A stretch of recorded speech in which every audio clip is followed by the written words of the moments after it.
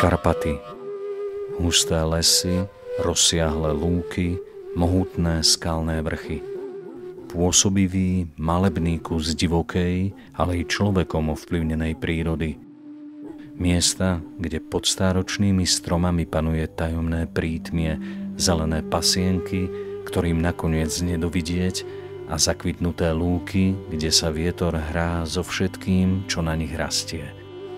Ranné zore, prebudzajúce krajinu svojim trblietavým zlatom, ale tme závoje hmly, čo prikrývajú doliny tichým tajomstvom. Toto všetko berie dych svojou krásou a divokosťou. Práve po horstvách karpatského oblúka prišli z ďalekého Rumunska so svojimi ovcami prví Valasy. Storočiami, ktoré tu strávili, vyformovali krajinu, ktorej výrazné črty sa zachovali dodnes. Práve tu, v lone nespútanej prírody, sa pod ochranou pastierských psov delia ovčie stáda o životný priestor aj s veľkými šelmami. Práve tu, v srdci Slovenska, sa začína náš príbeh.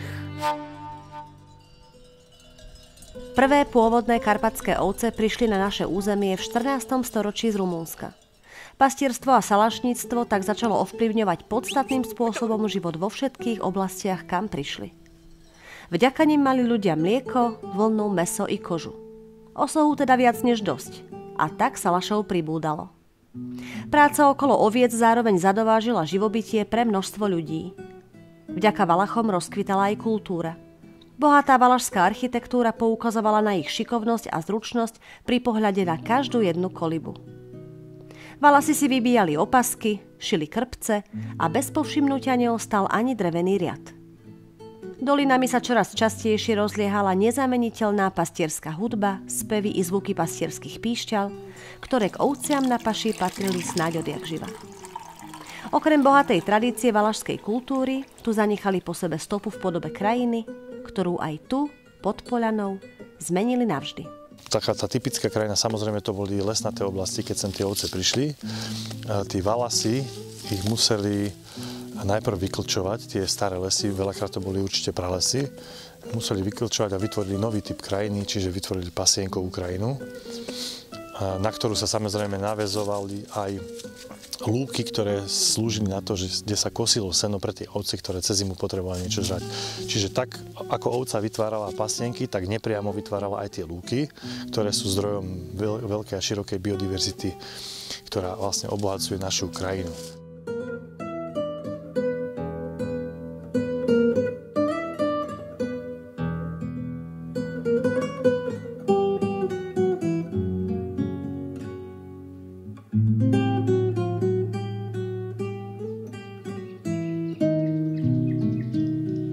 K divočine na Poľane patria neodmysliteľne aj husté lesy, ničím nerušené zákutia a skalné bralá. Sú domovom veľkého množstva zvierat a s niektorými sa ovce a ovčiari delia o spoločný priestor. Medveď, vzhľadom na zmenu poľnohospodárskej krajiny, býva menej častým súperom. Najväčším rivalom ostáva vlk. Natíska sa otázka, či sa dá nájsť spôsob, aby, ako sa hovorí, ostal aj vlk síty, aj ovca celá.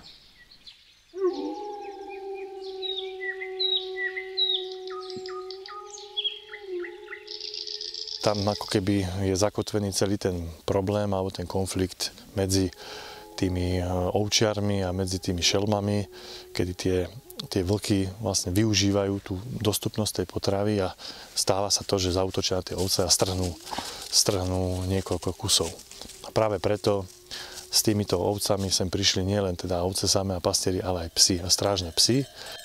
Pastierské psy sú dodnes označované za najlepších pomocníkov na ochranu stáda. S ovcami sú v maštali, na paši i hlboko v horách. Pri stádach s niekoľkoročnou tradíciou sa psie generácie už rodia priamo medzi ovce a od malička sa tak stávajú jeho neoddeliteľnou súčasťou.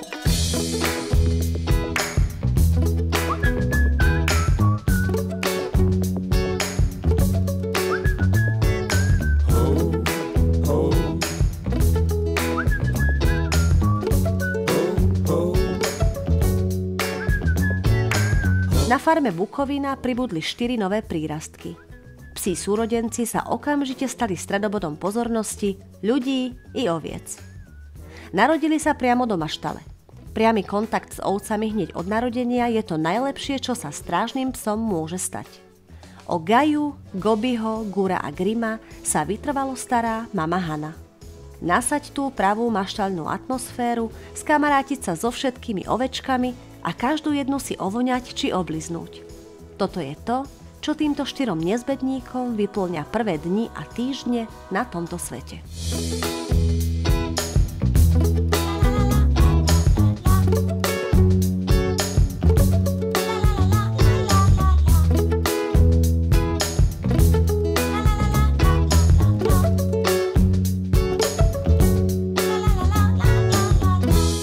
Šteniatá považujú ovce za súčasť svojej svorky a ovce ich berú ako súčasť svojho stáda.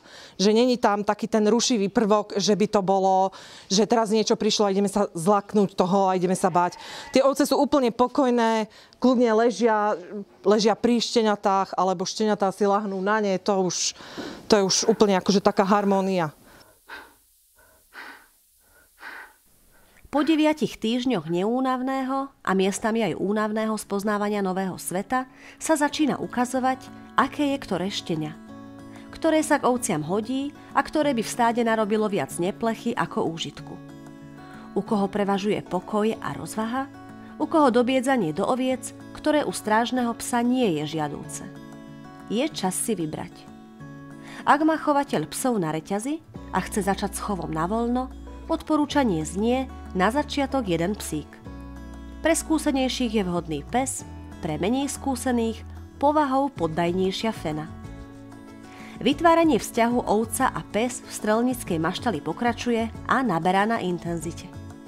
Nový strážca musí byť so svojimi zverenkyňami neustále a s každým spoločným dňom vzniká medzi nimi silné puto. Nový pomocník sa však musí okrem oviec naučiť výjsť aj s ďalšími členmi svorky. Do nej patria ostatné strážne psy, ktoré musí rešpektovať. Tiež tu pracujú tzv. Zavraciaky. Malé psíky s veľkým srdcom, ktoré denne nabehajú desiatky kilometrov.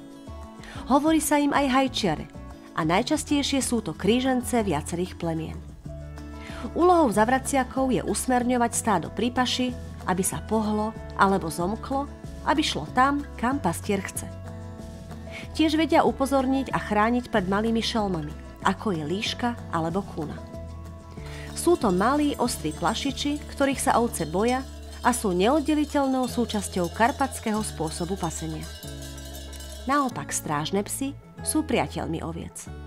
Veľkí ochrancovia, ktorí rozvahou a prístupom chránia svoje stádo zo všetkých síl. Na farme na severných svahoch Poľany si už, zdá sa, vybrali. Voľba padla na Grima. Bude teda dôležitou súčasťou novej svorky, ktorá bude mať tu, na Bukovine, za úlohu ochranu ovčieho stáda. On je taký rozvážny, sleduje. V porovnaní s tými ostatnými súrodencami, ktorí sa ešte stále hrajú, on už je taký, že povedzme pozoruje, vie odsledovať, že keď deti robia zlé mame alebo otcovi a im sa to nepáči, vrčia do nich, odháňajú ich, tak on sa nezapája. Už si to vyhodnotil, akože pracuje mu tá hlavička, už si vyhodnotil, že toto nie. A takisto vidím pri tých jahňatách, že povedzme jahňa si ho vybere, začne ho ovoniavať, alebo tak nepokúša sa ho uštipnúť alebo hrískať, ale olizuje. A to je už taký základ dosť silný.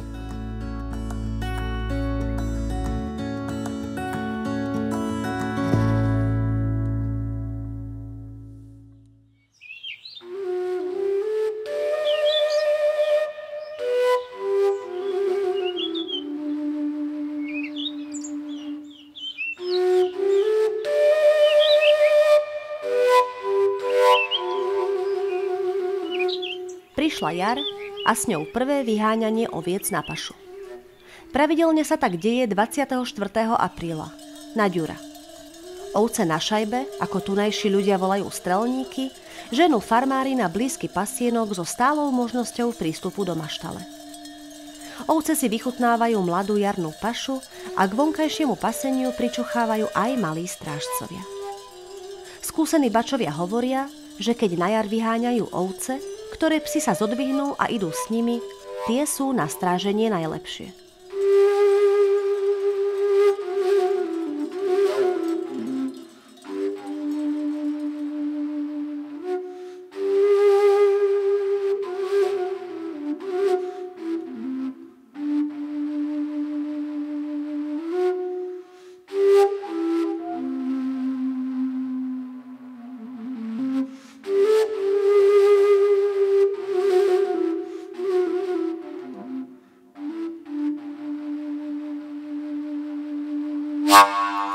Máj je na Salaši veľmi dôležitým mesiacom.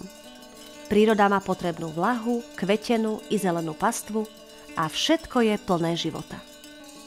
Slnko hreje čoraz mocnejšie a vlieva život do chladných dolín. Toto obdobie je rozhodujúce najmä pre tvorbu mlieka.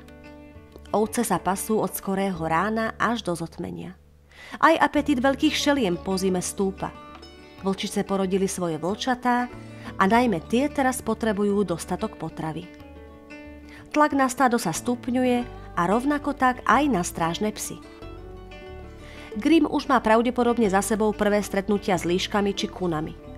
So svojím stádom sa už spoznal a neustále sa motá okolo neho. Dá sa povedať, že začína strážiť, hoci sám o tom ešte príliš nevie. Pochopil, akú úlohu majú strážne psy a že všetko je to o dokonalej spolupráci.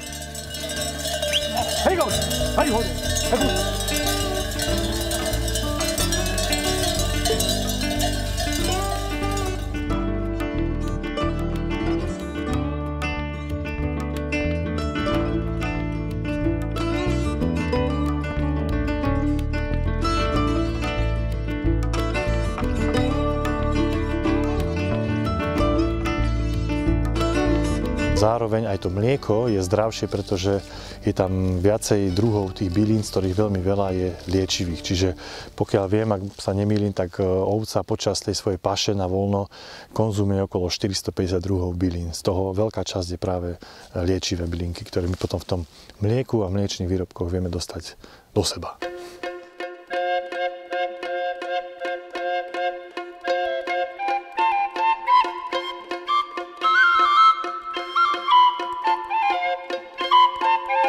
Ak by zanikli chovy oviec, prišli by sme o obrovské plochy veľmi vzácnych a hodnotných lúk a pasienkov, ktoré nie všetky sa dajú využiť ako kostné lúky. Je tam vo veľa prípadoch veľa skál, čiže dajú sa využiť len ako pasienky. Bez oviec, v prípade v malých množstvách aj hoviedzieho dobytka, by sa vlastne tieto lúky stratili, ako aj inde na Slovensku. A vravím, my by sme prišli o tú pestrosť krajiny, ktorú aj vplyvom človeka, ktorá tu ešte bola zachovaná.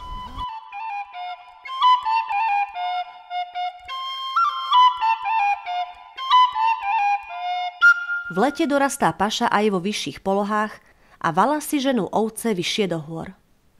Vzácna a výživná vysokohorská paša so sebou však nesie ešte o kus väčšie riziko stretu so šelmou. Sú tu predsa doma. Vlčatá dorastajú, spotreba jedla rastie a s ním aj tlak na stádo. Obdobie od augusta do októbra má každý valach zafixované ako obdobie najväčších možných strát. Grimma čaká zaujímavá životná etapa. Rastie a spolu s ním aj jeho sebavedomie. Prítomnosť ďalších dospelých psov v tejto divočine je potrebná až nutná. Mladý strážca nasáva každú situáciu a získava tzv. Teritoriálne správanie. Pravdepodobnosť stretu je vysoká a tak sa každá skúsenosť hodí. Svoje o tom vie aj bača Štefan.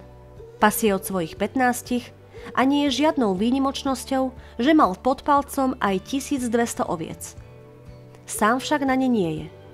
Pomáha mu 6 psov a 2 zavraciaci. Tam Boris, čo je pod Malým Gotkom, to je ako prieskumník. Ten si ráno, keď som pustil ovce, tak si obišiel dookola, po hory, kraj hory, jeden z jednej strany, druhý z druhej strany a títo ostatní už keď z brechov, na hlášku, už ostatní už aj pálili tam. A už odurili. už musel vstúpať medveď. Musel odstúpiť. Je to veľká pomoc. A hlavne, ani tu už nie je tak dolu, ako hore na Poľani, keď som bol. Tam by si bez psov nedal rady. Tam medveďov bolo dosť hodne. Tam by si nedal rady bez takýchto psov.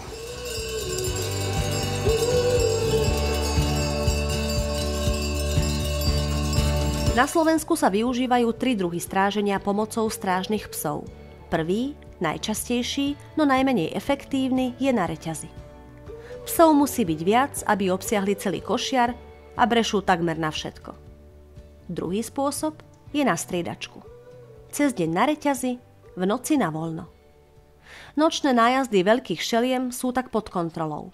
No cestou na pašu a z paše počas dňa a spadajúcim súmrakom si šelmy môžu prísť na svoje. Bača zo Salaša pod Veprom gazduje na Hladkej so svojimi 2 synmi. Majerovci sa veru majú čo obracať. Doja 2-krát za deň, ovce vyháňajú na horské pasienky, kolibu udržiavajú, aj syry a žinčicu vyrábajú.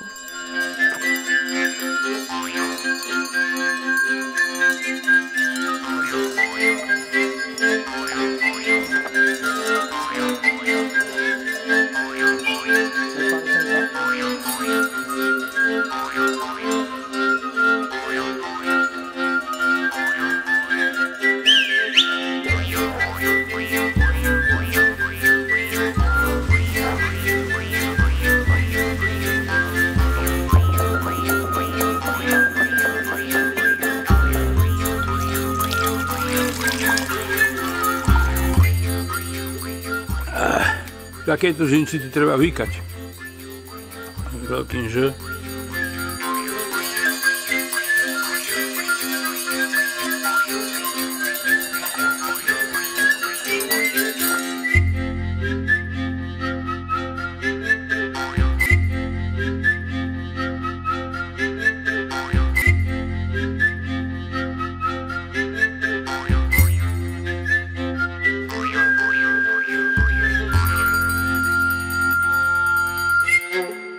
Psov majú cez deň uviazaných a v noci na voľno.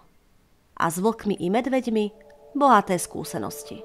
Chodia aj podražní nám ovce, ale v noci nám neurobia nič. V noci máme a môžeme poklepať si, ďakovať Bohu, máme pokoj. Skôr vodne alebo večer, keď sa zvečerí, keď ideme s ovciami z paši, ako aj tu Šanšov včera, tak tamto vás bude čakať a z boku vám hodzie vám chytie ovcu.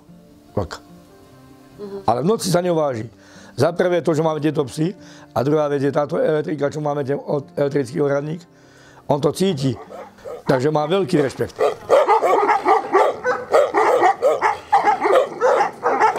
Ale väčšinou to funguje tak, že oni si to obiehajú tu.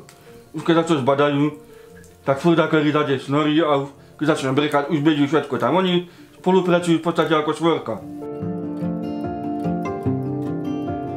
Ja si myslíme, že ten medveď rešpektuje tie psy a nejde sem, a zase psi rešpektujú jeho, že on je tam, lebo zase nejdu dáko veľmi do neho. Vedia, že ich môže ublížiť. Tam nechodia, my ti nejdeme tam, alebo tak dáko. Aspoň ja si myslím, že to tak medzi nimi funguje. Najlepší a najúčinnejší spôsob stráženia je na voľno. Psi tak chodia okolo stáda 24 hodín denne, bez reťaze a iných obmedzení. Nemusí ich byť veľa. Podľa novej vyhlášky sa pri stáde na paši do 500 oviec odporúča použiť 2 strážnych psov. 3 strážni psi zvládnu nad 500 oviec.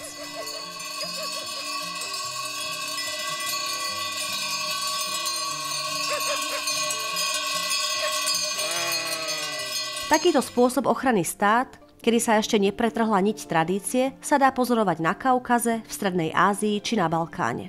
Tu spojili tradíciu s moderným využívaním krajiny, turizmom a strážne psi si na turistov zvykli. Dokážu pre nich fungovať bez akejkoľvek agresivity. Toto všetko u strážneho psa podporuje voľnosť. Keď reťazový pes stratí slobodu, stratí možnosť rozvoja svojich prirodzených schopností, nedokáže sa učiť spolužitiu vo svorke, rozvahu a pokoj nahradí agresivita a nepredvídateľnosť a pes sa stáva nebezpečným. A to všetko kvôli tomu, že sa mu jeho osobný, niekoľkohektárový priestor zmrští na niekoľko metrov štvorcových. Aj hrdina nášho príbehu, mladý strážca Grimm, si užíva voľnosť. Zažíva svoju prvú pastierskú sezónu a od dospelých psov z jeho svorky sa mu dostáva tá najlepšia škola.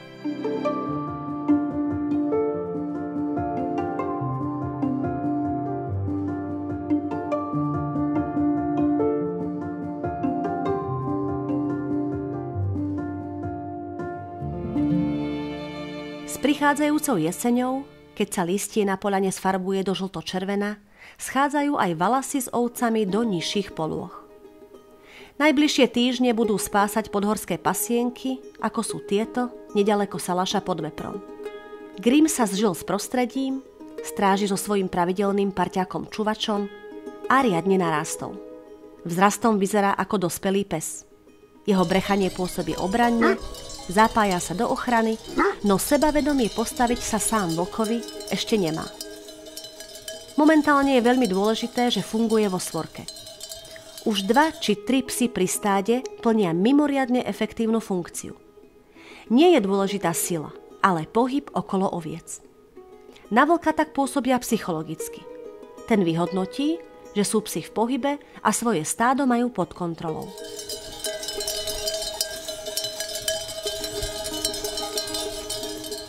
Vlci na základe svojej inteligencie a premyslenému systému lovu vyhodnocujú reťazové psy ako minimálne nebezpečenstvo.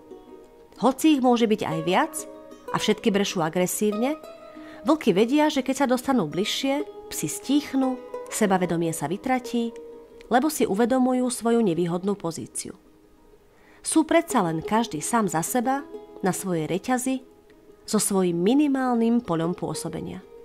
Ak v takýchto prípadoch nestihnú zareagovať valasy, vlci spôsobia na stáde obrovské škody.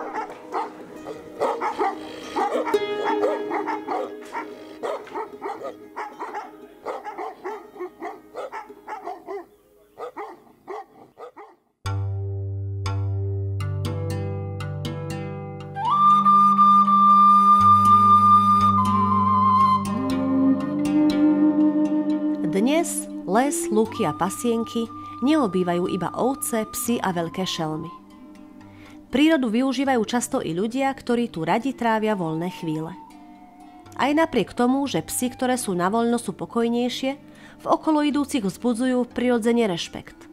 Psi totiž brešú, čím jasne dávajú najavo ich teritórium a ochrannú funkciu. Pre turistov však hrozbou nie sú.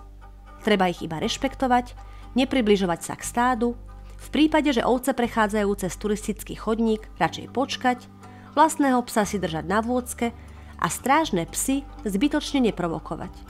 Príchod k stádu sme si vyskúšali aj my na vlastnej koži. Základné pravidlo znie nerobiť rýchle zbrklé pohyby, ruky nechať povedľa tela, ostať stáť a čakať, kým si nás pes takzvané nezaeviduje.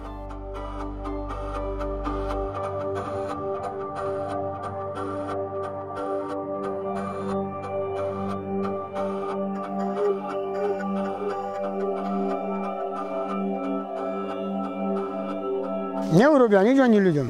I keď zastanete, ako vy ste zastali tamto, tam prihovoril, nespravili nič.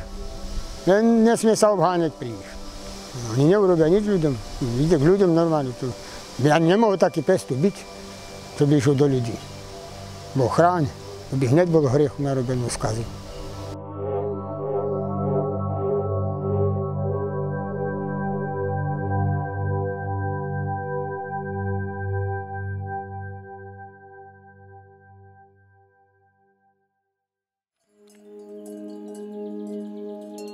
Vhodnou podpornou metódou na ochranu stáda sú popri psoch aj elektrické ohradníky. Ovčiari do nich dávajú na noc aj psy, ktoré strážia pred vniknutím vlka do ohrady. Výška elektrického ohradníka by mala byť aspoň 120 až 140 cm a mala by mať minimálne 4 elektrické vodiče. Spodný vo výške 20-25 cm, aby sa vlk nepodhrábal, a vrchný okolo 140, aby nepreskočil. Štúdie hovoria, že keď sa vlk čo i len raz pokúsi vniknúť do elektrického ohradníka a pokus sa skončí neúspešne, viac sa nepokúša. Obzvlášť, keď je vnútri aj pes, ktorý je podporou, aby šelmy nehľadali v ohradníku slabiny. A ten pes v podstate chodí s ovcami, raz za čas obíde celý oplotok, skontroluje si ho, či je všetko v poriadku a drží sa pri ovciach. A vlastne je to ako keby ďalšia ochrana, aby tým ovcám sa, keby niečo prekonalo oplotok, aby boli ovce aj naďalej chránené. Keď to bola kombinácia oplotok a pes, tak vtedy bol pokoj a bolo to v poriadku. Ovce sa spokojne pásli, nikdy tam nevošlo do oplotka, nič tam nemalo byť, čo by im robilo zle.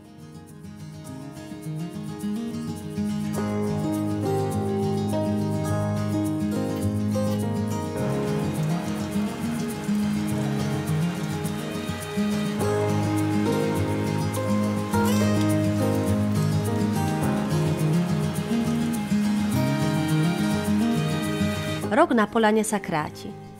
V októbri schádzajú ovce na nižšie položené paše, no veľké šelmy ich sprevádzajú aj tu. Z posledných 10 ročí je zrejmé, že tlak medveďa na predáciu klesá, tlak vlka stúpa.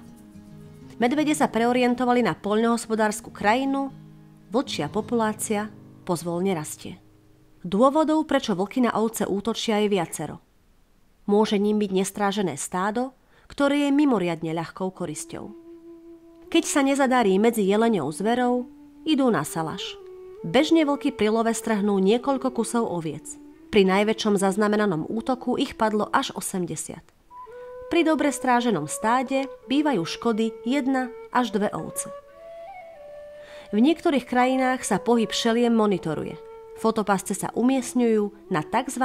Vlčie chodníčky. Monitoring je veľmi dôležitý a práve toto miesto nám povedalo dosť veľa o tom, čo tie vlky robia v okolí toho stáda. Ako funguje tá vlčia svorka, ktorá teda zvykne z času na čas na to ovčie stádo zaútočiť.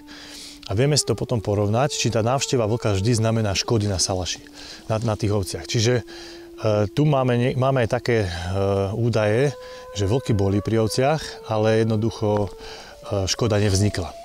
Samozrejme zistili sme, že asi kedy chodievajú, kedy je ten taký najdôležitejší čas pre ochranu toho stáda, sú to väčšinou tie nočné hodiny. A samozrejme vieme potom aj odporučiť tomu chovateľovi, ako má nastaviť tú ochranu, aby bola lepšia. Sú ticho.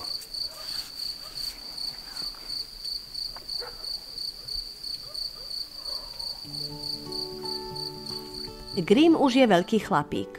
Svorka je zohratá, sezónu zatiaľ prežili bez škody. Čaká ho posledná úloha tohto roka. Ochrániť so svojimi druhmi ovce a odvrátiť návštevy vlkov s mladými. Svorky sú viac početné. Vlčatá už vyrástli. Na prvý pohľad svorka vyzerá ako dospelá. No vlčatá, rovnako ako Grim, ešte stále nemajú sebavedomie a pri stretoch sa spoliehajú na svojich rodičov. Zvládnutie jesene je pre Grima záverečná veľká skúška, lebo na jeseň bývajú škody najväčšie. Ak touto ťažkou skúškou prejdú a stádo uchránia, už ich do budúcna nemusí nič prekvapiť. Tie šelmy, nielen medveď, ale hlavne vlky, sú mimoriadne inteligentné zvery a oni si sondujú niekoľko týždňov pasúce sa stáda a ako by sa ich mohli zmocniť, pretože to je veľmi ľahko dostupná korisť pre nich. Ak nie sú strážené, je to úplne ovca je bezbranné zviera, to je najľahšie uloviteľné vlastne domáce zviera pre vlky a je mnohokrát pri nestrážených stádach korisťou týchto šeliem, čiže nie len to, že máme hlásenia a pozorovania, že sa šelmy pohybujú v okolí stád, ale sú úplne bežné prípady, že tie šelmy spôsobia aj praktické škody na tých stádach. Na Demetra vietor duje, ba čas ovcami sa sťahuje. Vraví jedna z pranostík, ktoré sa viažu k 26. októbru. Valasy mu po starom hovoria na Mitra. Tento termín sa považuje za záver sezóny. Prestáva sa dojiť, oslavuje sa, spieva sa, pečie sa baranina. Ovce sa pasú až do mraznice, keď je na tráve srieň a námraza a vonku ostávajú, až kým nenapadne sneh. Grim prežil celú sezónu bez újmy na stáde. Niekoľkokrát so svojimi parťákmi zo svorky zacítili medvedí či vlčí pach, brechali a protivníkov zahnali hlboko do lesa, preč od oviec. Z očí v oči sa však so šelmami nestretli ani raz. A to i napriek tomu, že sa celý rok nachádzali priamo v teritóriu vlka a medveďa. Grím čaká na ďalšiu sezónu. Psi naberajú silu na ďalší rok. Posilnený skúsenosťami, tak bude opäť neodmysliteľnou súčasťou stáda. Čakajú ich nové výzvy v horách našich krásnych Karpát.